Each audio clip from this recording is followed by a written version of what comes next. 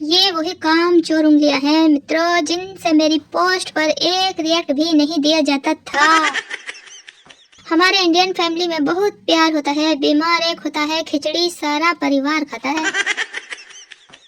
मेरी पोस्ट देखने के बाद कुछ घमंडी लड़कियों का रिएक्शन कुछ यूं हो जाता है। अब ये कौन सा उल्टा पिंड टकरा गया धरती से। कुछ इस तरह से गुजरा था अपना बचपन मित्रों, दादी की खाट और माँ के नुस्खे।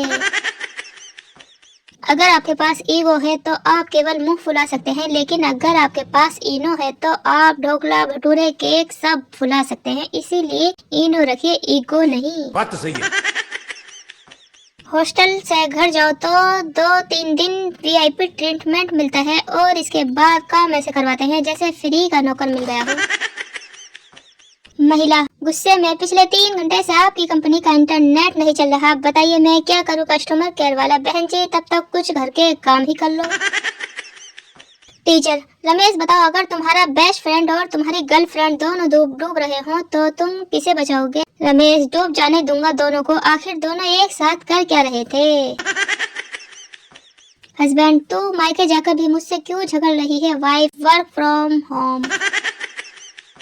बाप ने बेटे की तलाशी ली, जैकेट से सिगरेट और लड़कियों के नंबर निकले। बाप ने बहुत मारा और पूछा कब से चल रहा है ये सब। बेटा रोते हुए, पापा ये जैकेट तो आपकी है।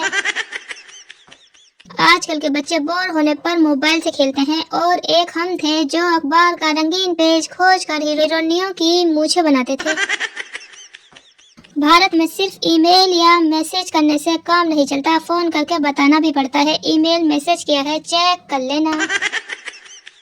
रिश्तेदार, बेटा लाइफ में आगे क्या करोगे। मैं कुछ भी करूंगा, पर लोगों के घर जाकर उनके बच्चों से ऐसे सवाल कभी नहीं करूंगा।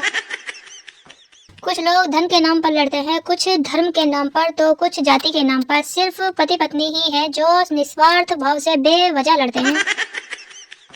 वो पसंद करता है मुझे, इसीलिए इतने नखरे झेल लेता है, वरना मुझे खुद पता है मेरी हरकतें मार खाने लायक हैं।